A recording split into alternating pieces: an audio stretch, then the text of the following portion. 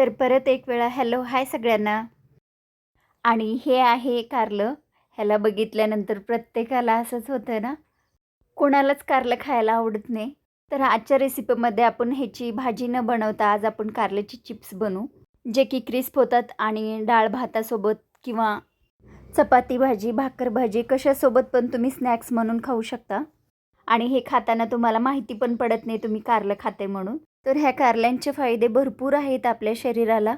आठवड्यातून एकदा तरी कारलं खायलाच पाहिजे. हे कारले मी स्वच्छ धुवून घेतले.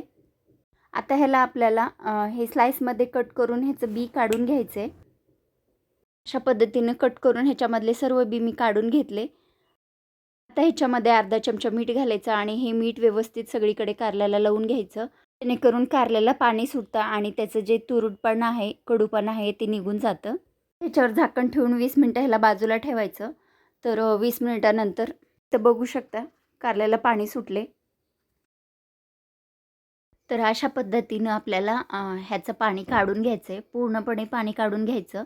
तर हे कारल्याचं पाणी काढल्यानंतर ह्याचे आपल्याला 2 फायदे होतात.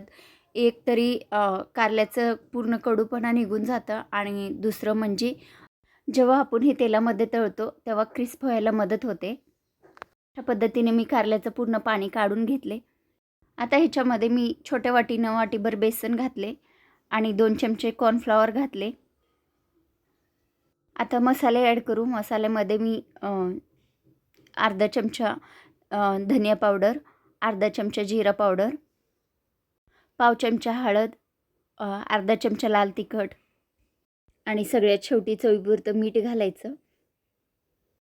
आता हे सर्व मिश्रण आपल्याला व्यवस्थित ह्या कारल्याला कोट करून घ्यायचं आहे.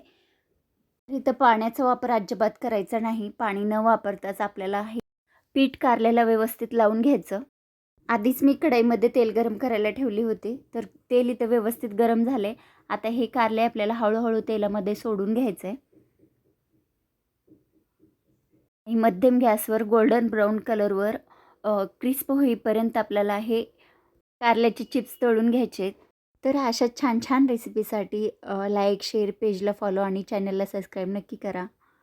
तर अशा पद्धतीने तयार आहे क्रिस्पी करेला चिप्स.